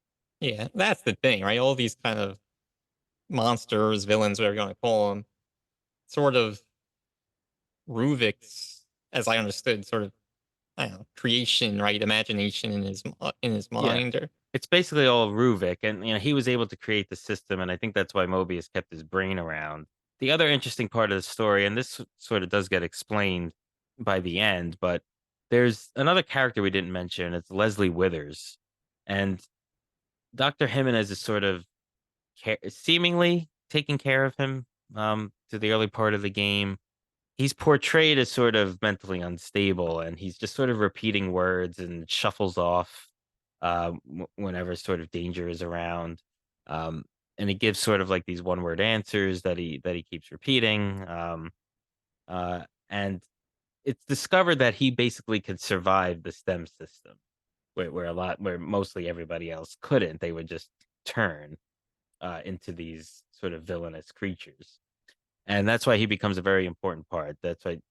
So Dr. Jimenez is sort of using him because he thinks that will help him get out of STEM. If because Leslie's able to survive it, uh, Dr. Jimenez, it seems like he has a change of heart from all the bad stuff he did, and is like he can get everyone out of STEM. He thinks that's sort of the way to bring it down. I think he's sort of like that character that knows he's gone too far. But similarly, Ruvik's using him because remember, he's only a brain at this point, but he's using him as a body to get out into the real world.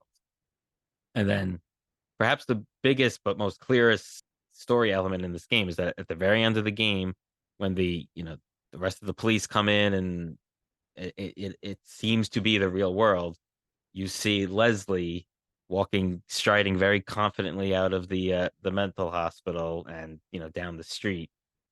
And then you hear that screech again, and he's gone. So it seems like Ruvik escaped in Leslie's body. He was able to successfully to make that transfer. Um, before Sebastian, like steps on the brain that's in Ruvik's brain that's encapsulated. So it's very likely that Ruvik's still around. Okay, so just to circle back, and it's a little out of place, but I teased something at the beginning of the episode, and so back to the barn scene or Mhm. events like we put on fire. But did you guys find it a little ridiculous where basically the two villagers, community people, whoever they were, like they were like they were gonna go burn down the barn as retaliation, right, Mhm. to the family. And then one of them is like, "Oh, I think I hear kids in there," and then the other guy's like, "I don't hear anything," and then just like burns it down. Yeah. Like But that's like so flippant, like just so ridiculous to me. Like that to me that is pure evil. Like well, basically totally ignored it. I think that was sort of the point. I mean, I didn't think I think if you were going there looking to burn the barn, you would ignore like the one guy was having sort of reservations. The other guy was like, "I'm doing this." No, I didn't hear anything. No, I totally disagree. If you go to burn a barn, I mean that's whatever. That's sick in its own right. But then if someone says there's children in there and you say whatever, But like that's totally yeah, different. I don't know. I think that's how people are. I mean, that's how I interpreted it. It was like he just didn't care. He wanted to get his revenge on this family. He didn't care what means that was, even if it was something as horrible as what he did. Yeah, exactly. But that I don't know. Burning down a barn and burning down a And, barn with kids in it are and two very yes, it different is things. evil. Yes. Yeah. It's the evil within. Maybe that guy was like Oh, exactly. Yeah. maybe he was like a character. Maybe he was one of the bad guys. His persona. So But anyway, anyway, as you were explaining the story, not to say you did a bad job, it was in my opinion kind of confusing, and that's just the story is just so darn confusing. And throughout the game, which is kind of cool, but also not useless, but not as useful as they should be. You acquire bits and pieces from like your journal and from newspaper headlines and like different things that you collect throughout the game, but it doesn't really paint the nearly the full story, in my opinion. no, it doesn't. All you kind of know is that there's sort of these experiments going on, and that you really weren't all of this fighting and running and stealth and everything really wasn't happening in real life. That's the stakes are still high because if you died in the STEM system, you would die in real life, which we saw happen to Dr. Jimenez when he's crushed by one of the characters. At the very end, you see him like dead tank they had him in, and same thing with that police officer that was driving them around very early in the game. He dies in STEM, and he's dead in real life. Were you going to talk more about um the situation with Sebastian's family? We really danced around it very gingerly earlier in the episode.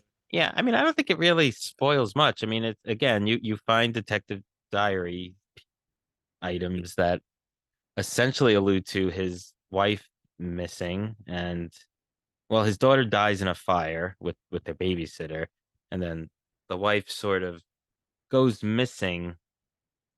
Like I think it's Uh, like she goes to find the yeah, daughter. Like she doesn't believe that she really died Yeah, in the yes, fire. exactly. right. So after you learn of the daughter's death, then there's more, I guess, maybe uh, personal documents, journals, whatever they call it, entries that she's the mother. Sebastian's wife is having a hard time coping and accepting that that actually happened. And then eventually, right, I think the wife also goes missing, supposedly in search of the truth and in search of the daughter. Yeah, which sort of leads to another spoiler in the DLC. So you really don't have to wait to the Evil Within 2. In the Executioner DLC, which is the one where you play as the Keeper, um, guy with the safe as a head. You kind of find out that she seems to be working for Mobius. And is she sort of part of this nefarious corporation, or did she sort of try to infiltrate it to see what was going on, maybe suspecting that they had something to do with the daughter's death, or quote unquote death? Yeah, Yeah, I not guess you gotta play Evil Within 2 to find it out. yeah, I think so. Yeah, Yeah, but so because that's the extent of it in the Executioner. They don't really go beyond that, yeah, like so with I her I didn't Mobius. play any of the DLC. I think did you guys both play? I think there's three DLCs, right? Yeah. Did you? I think you both played all of them, or no? Well, no, I didn't. I just played the Executioner, but when a lot of the story, which I've read and watched videos on, is much more explained in Kidman's two DLC episodes. So I know a lot of what happens in the DLC, even though I didn't play it. And Tom, maybe you could talk more about the. Yeah, I mean, just from a gameplay perspective, you didn't really miss much, in my opinion. It was mostly sneaking around. You didn't really have to. I mean, for the most of, for the majority of the time, you didn't even have a firearm or anything. So like, there was no shooting except for a couple of points. But they always had like clever ways where you would lose your gun, so then you had to go back to just sneaking around. And there's one point where like you have, I guess I think you lose your flashlight too, but then they give you these like kind of like glow sticks that you have to throw to like illuminate the area and create a path. So it's more navigating. It's really just more like the gameplay is just really just there to facilitate the story a little bit more. Yeah, It, and I mean, this DLC is basically the only way that you learn really anything about Kidman, and what her motives were. I mean, you could kind of gather through the main story that she's not really, the Crimson City police officer. like working with Sebastian and Joseph. Yeah. She's more just, doing her own thing. Right. Well, you want to get into And that a little bit because that's yeah, let's do it. yeah. Go ahead, you beat Um, it. Well, yeah. So I mean, she's basically hired by Mobius and the sort of shadowy character leader, the administrator of Mobius, to track yeah, down Leslie. yeah, He thinks that I guess having Leslie would help finalize STEM for them because Leslie is known to be someone who could survive it. So they really, I don't think they really get into why, but he's able to, and I guess sort of Kidman realizes this because she's only working for Mobius because she had like legal troubles, and like they basically are such a powerful organization that they were able to like keep her out of jail if she, you know, it says essentially became indebted to them, and part of that was she was a plant by Mobius into the Crimson City police officer police department to track down Leslie. She sort of gets wind of this, I think, and then because there are scenes in The Evil Within, the main game, where she wants to kill Leslie because I think Yeah, she yeah, figures out she knows that basically Ruvik is trying to use Leslie to escape, right. and So she understands that that would be a bad thing, so that yeah, so she wants to kill Leslie so that there's no way for him to get out. right. So that's so she sort of seems off in the main game and maybe like a bad guy because she's killing this defenseless kid. But and Sebastian obviously catches her, of course, right at the time she's going to kill him. There's a scuffle, and Kidman winds up shooting Joseph, and you don't really know what happens to him. And so and obviously Ruvik gets out, or at least that's heavily implied. So she doesn't complete that goal of killing Leslie. Yeah, I mean, but throughout the DLC, she is seen actively kind of disobeying her boss, like her organization, and just, you know, figuring out their motives and how they are not good. Um, and, formulating her own plan on what's the right thing to do. Yeah, I mean, and there's a lot of the enemies in the game are sort of pieced together through these various people's memories and personalities that are in STEM. So there's reference to, I think, Julie Kidman's parents being in this cult, uh, and there's a villain in the game where he's a giant hulking creature with like a cross on his back, and some people on the internet suspect that that has to do with an allegory for the for that cult. We talked about Laura, the amalgam, that big boss that Pete mentioned, fighting in the parking garage, is essentially all of these personalities that are coming together that have been sort of trapped by the STEM system, coming into one. So there's all that's how these amazingly horrifying creatures and everything else is sort of presented in the game and how it gets into the system. The other DLC was the Executioner, and that's mainly, we mentioned you play as the Keeper, and you're basically just kind of like killing things in it. It was fun. It seemed a little slapped together, to be honest, but it was pretty fun. But it does sort of continue on the story, whereas this character, the Keeper, really was like a dad trying to get his daughter who had been trapped up in the STEM system out. And you know Mobius is essentially saying, you have to, in order to preserve her memory and her personality, you have to kill all of the other bad guys in there. And it presents the sadist, I guess, as a like a murderer. And other Yeah, there's some other criminals. I don't remember exactly, but well, I don't think they were. well, Yeah, I don't know if there was criminals. Like you then face the sadist with the RPG, the bazooka, whatever you want to call it. And is it called an RPG? It's not just role playing game, right? yeah, RPG works. Yeah. And he's like an ex-soldier, and then eventually you basically have to, in that DLC, you have to fight yourself. You fight a keeper, and you have to crush him 3 times under the spikes, like you do in the actual game, to defeat him. Um, so that sort of continued on the story there, in a way. I hope we explained the story well to people. I mean, if he thinks I did it confusingly, so hopefully the listeners don't think so. But I I didn't say you did it apologize. confusingly. I said it's confusing. The story is very confusing. But anyway, so we didn't get back. We didn't circle back, and I don't know if you guys said your piece, but I didn't say my piece about the final boss. Yeah. I thought it was just like Well, let's talk about. Wait, let me just okay. set it up. Like the final boss is essentially Ruvik in this giant amalgamation, and I think it's supposed to represent him controlling every personality that's in there, other than like Sebastian and Kidman. It's pretty cool though because they right before you face him, you see Leslie go to him, and he like puts his hands on his head, and Leslie turns into just liquid.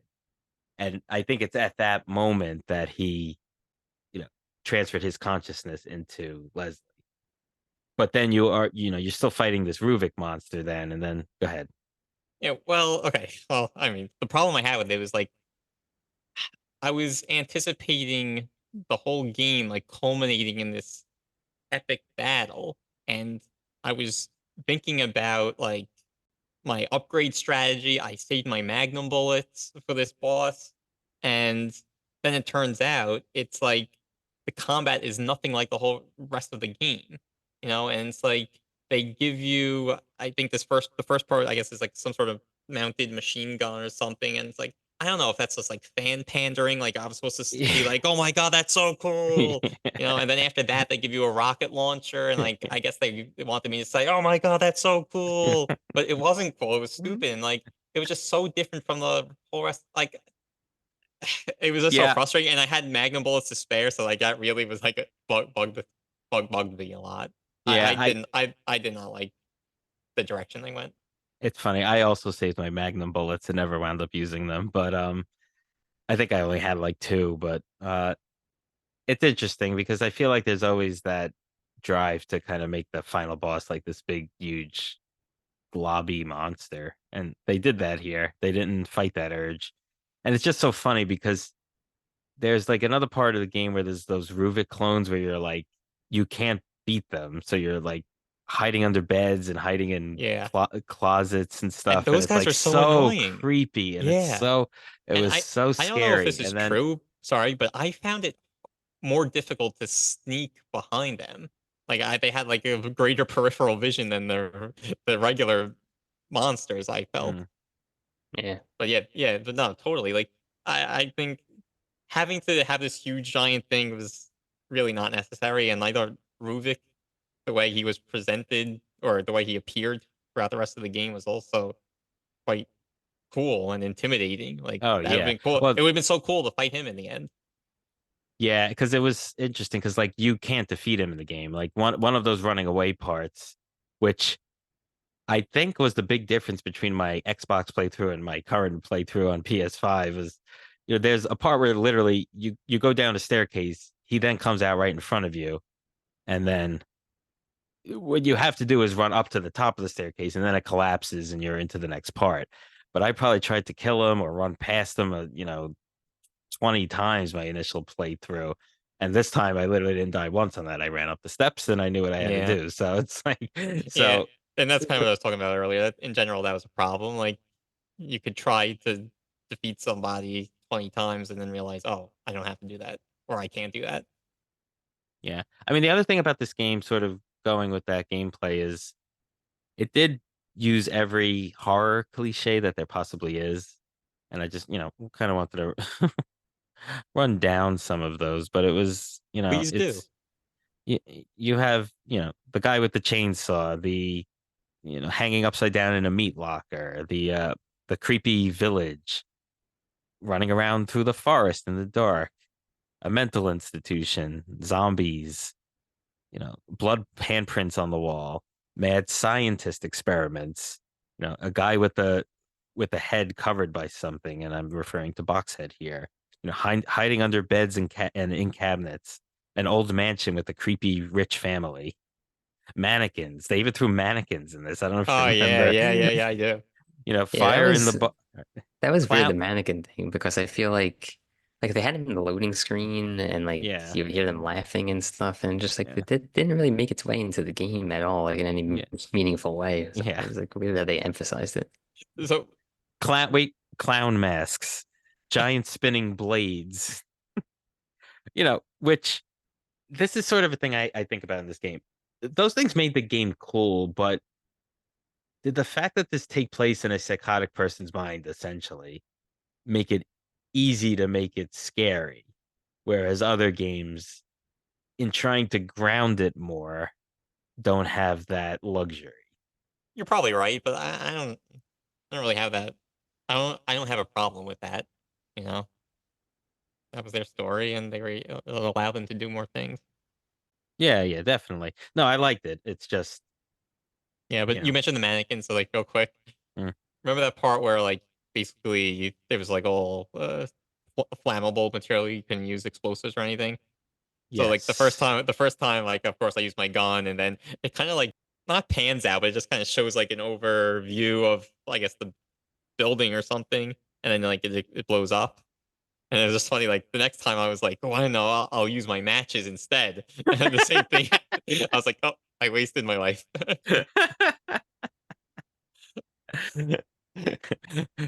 The gun caused an explosion. Maybe I'll use Yeah, this just fire. blowtorch.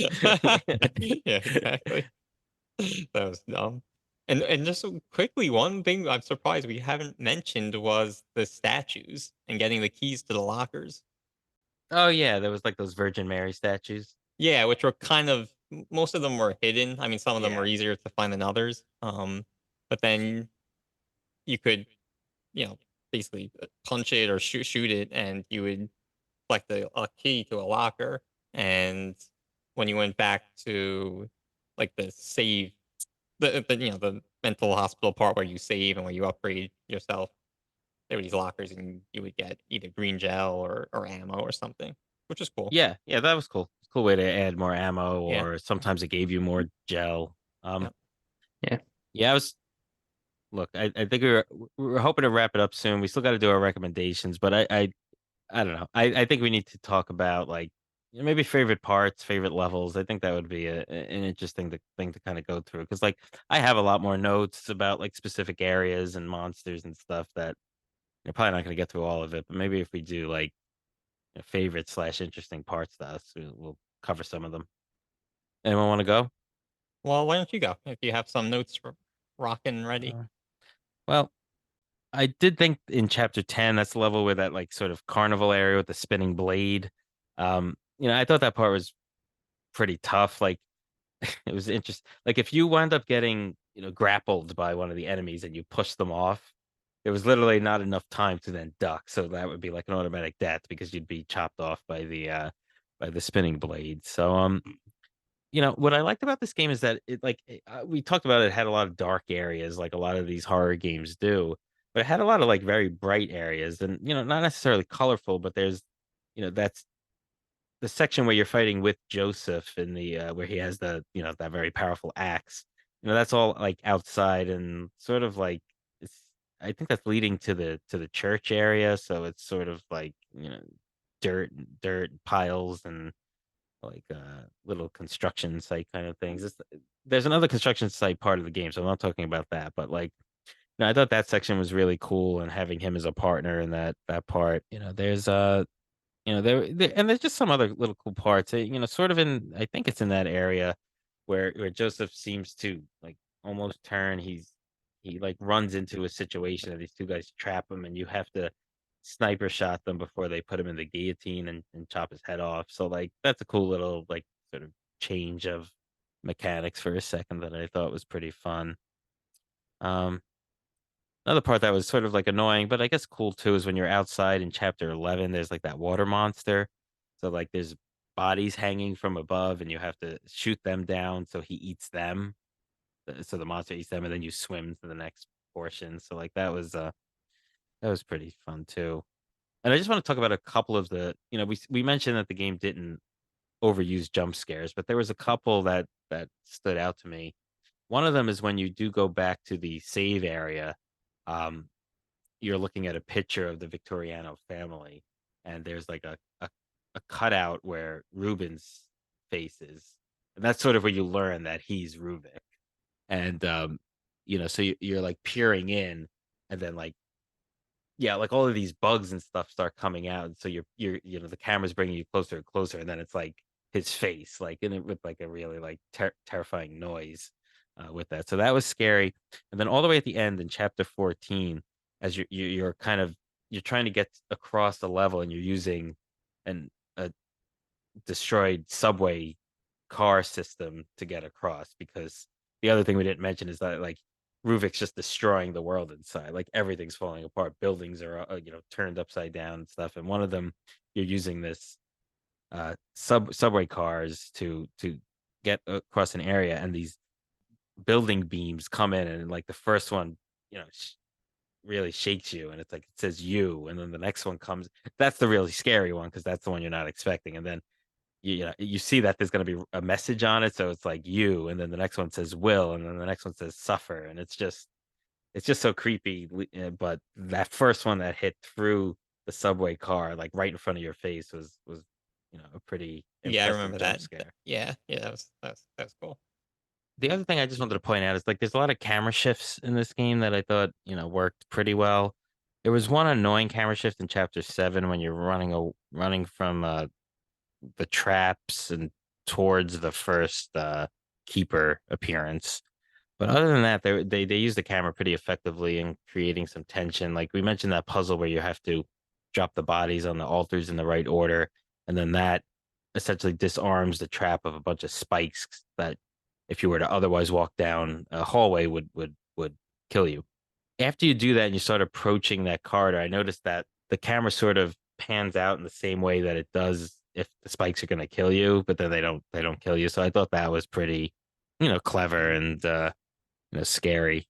And that section with the there's another section where there's all these like eyes, I believe, and you're kind of traversing through there, and the camera pans out pretty far too. And I thought that was just a pretty cool way of showing the enormity of the situation that you're in. But yeah, those are some of the standout parts and levels to me.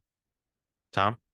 Yeah, so there's a couple of uh areas that I wanted to mention. So the first one being, I think it was chapter 9 when you're in the mansion. I like this area a lot because it was very um confined. What I mean by that is it's like a large area to explore, uninterrupted by the, psychotic nature, or I almost want to call it random kind of nature of the overarching world that you're playing in. And another one that I wanted to mention was I don't recall the chapter, but you're essentially looking for it's either two or three kind of like I think stone tablets that you're putting into a wall to unlock it. How survival Anyway, so horror of them. yeah, I know, right? That's another one of the tropes for the list. But so anyway, there's like, that's kind of in the center, and then you can go right to get to get one of the items, and then you go to the left to get another one, etc. And I like that one too because for the same reason, in that it gave you kind of like a large area to explore, but a large familiar area where it wasn't constantly changing. And that brings me to one of the things that I didn't love about the game, which was just how random. Like you could, there are points where you can be walking through like, a hallway, and then you end up in like, you go through a door and you end up in some like completely random spot.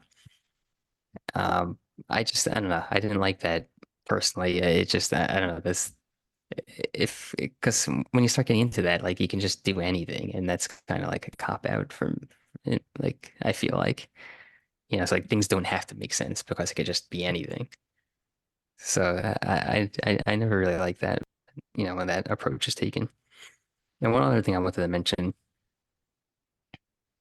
there are a lot of points in the game where it's like I I feel like you're almost expected to die on your first time doing something, where it's like there's no way that you would expect the thing that's going to kill you to actually happen. So it's like you have to go through it once and die, and then you're like, oh, okay, well that's going to happen. Anytime there was an autosave, I was like, "Yep, I'm about to die." It's like an old NES platformer where it's like you had to learn the timing before you were able to beat it. I guess. Yeah, but they didn't even give you a shot, like to beat it Yeah, on the yeah. first the I first try. I don't know if you have any off the top of your head, but if you do, I'd love to hear it. Yeah, so there was one where, okay, so let me try and set the stage a little bit. So you're crouching under this thing, you're going into a room, and You're crouching I under think it this was thing like, and going into a room. Got it.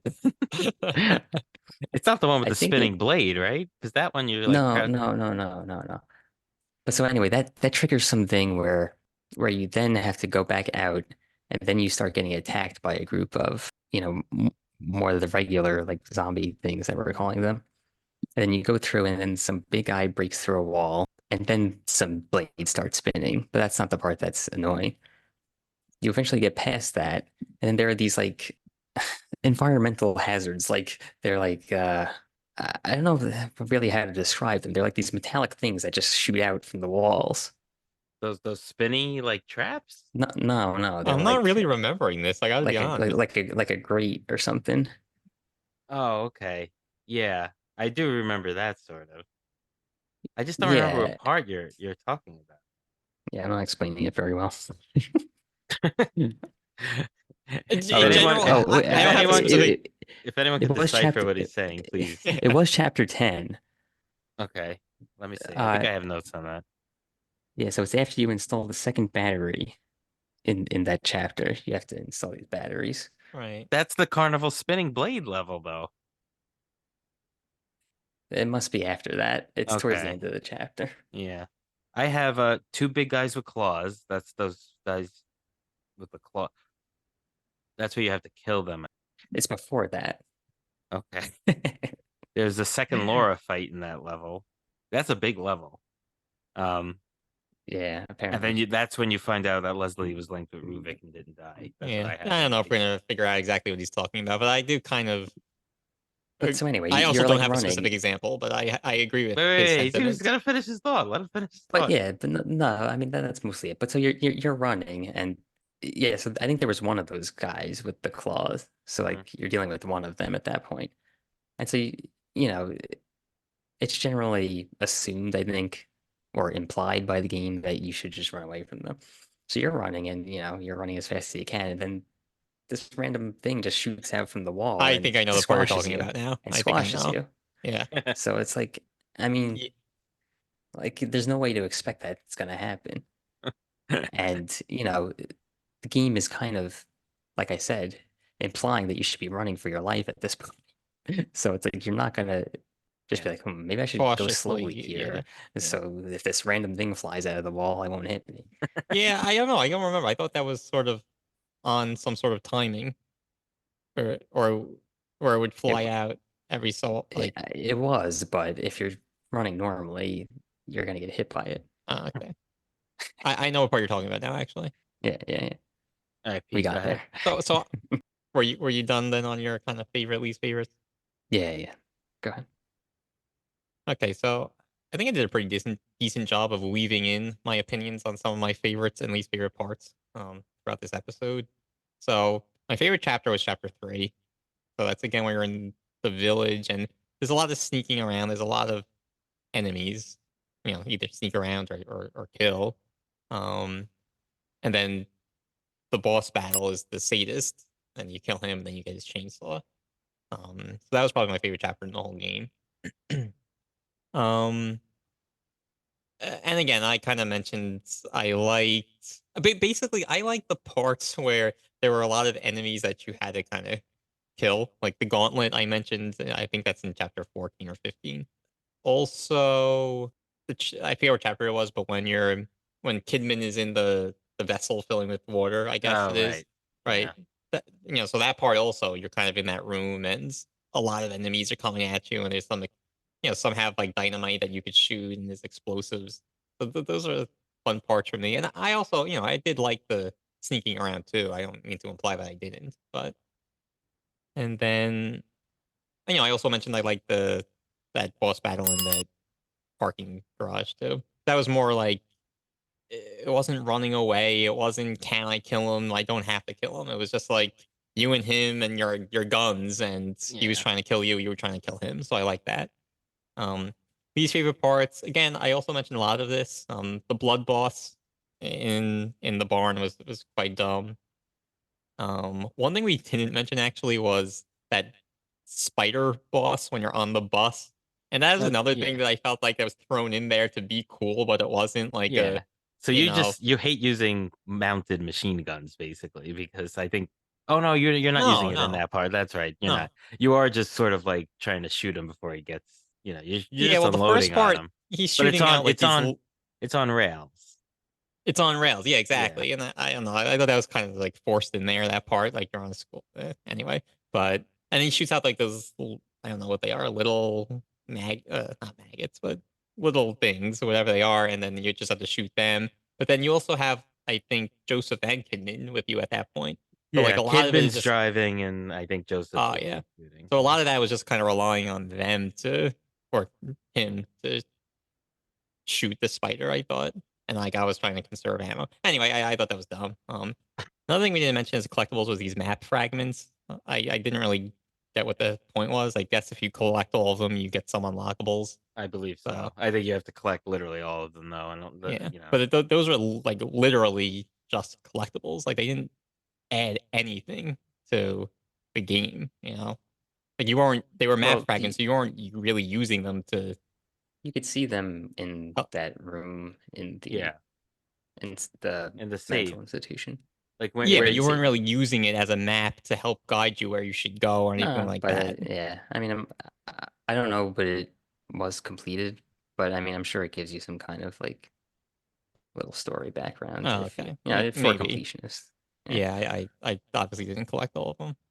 And then there's one last thing. I'm not sure, Ian, if you mentioned this or not, but those like sharks or whatever they were in the water, I didn't like those, and I was having a hard time figuring out like how to get past them. And like yeah, I guess in a lot of cases there were like the hanging bodies that you had to shoot down, and hmm then they would, try to yeah. like eat the body instead, and then you could kind of get by them. It I certainly thought was that part was kind of painful. dumb. It was certainly painful wasting ammo on dead bodies, but you had to kind of do it. Yeah, yeah. Um, So that's what I had. yeah, that's cool. I mean, I think we could probably, wrap up and probably sort of wrapped up a little bit, but get into our recommendations and final thoughts. Yeah, I mean I'll keep going since I'm talking. So I mentioned that this is my entry into survival horror, and I don't know if this was a great first game of survival horror to play, but with that being said, I really did enjoy it. The game's pretty long for survival horror, I think. So it took us around 20 hours, all of us. There's 15 chapters, and they did keep it feeling different enough for me. Like there were some stealth parts, or some combat parts, and the settings we talked about kind of kept changing chapter to chapter. Anyway, it was just a fun game. I really love the system to upgrade.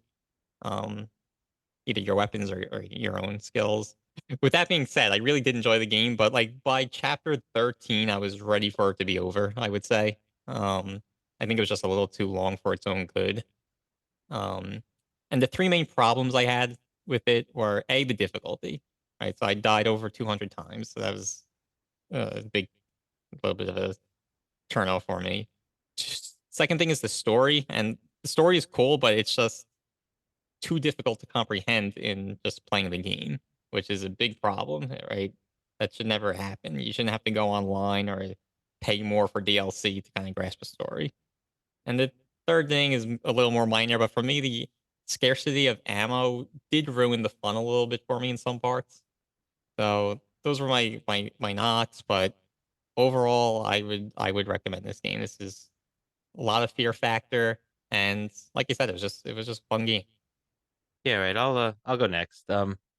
This was my suggestion to the group. Not that that automatically means I liked it, but I will say I do very, very much like this game. Being a seasoned Resident Evil fan and player over the years, it was interesting to see another survival horror game and play it. And I just overall I really like it. And even I can sort of agree with the negatives that Pete mentioned. Not so much with the difficulty or I guess really the scarcity of the ammo, but his other point was So the interesting. story.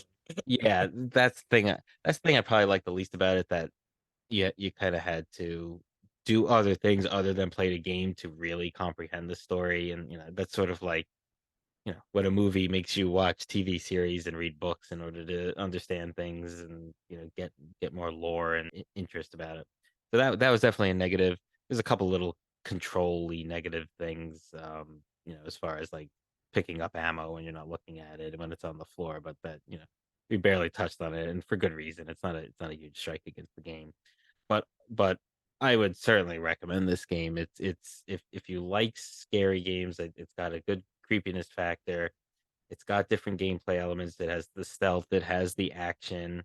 It has the weapons upgrade. It has even a little bit of puzzles, even though they're a little bit lacking, and could have probably used a couple of more, interesting or semi difficult ones. But other than that, I just think it's a really fun game, and the story is really good. And you know what it lacks in the storytelling in the game itself, it does kind of make up for in the post gameplay that you're looking online, and there is a certain you know level of fun to doing that and intrigue, and I certainly have that in this game with this game. So please go and play it if you haven't. It's really fun. Tom, why don't you take us home? Yeah, I agree with mostly with what you guys have already said, but yeah, I mean, this was just a fun game. I found myself, playing into the wee hours of the night. Uh, Hard to put this one down, despite being so like, psychologically draining and stuff. Um, yeah, it was just fun. Like they did a lot right with like the gunplay was fun. It was, easy to shoot and, switch your guns and stuff. I feel like they did a good job with that, managing your inventory and stuff like that. Which is cool. The story, like you guys mentioned, it was a cool story, but yeah, how difficult they made it to understand was a bit of a sore point. And then yeah, having to pay extra money to get the full story is kind of not cool. But yeah, I mean, aside from that, I think this is definitely a positive game. I would recommend it for sure.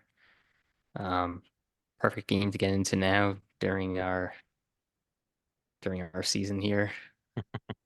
Yeah, and go play it. It's a fun game. You won't be disappointed. All right, and if we thought that was hard, I'll just say there's a level called Akuma level, which I believe every enemy kills you in one shot.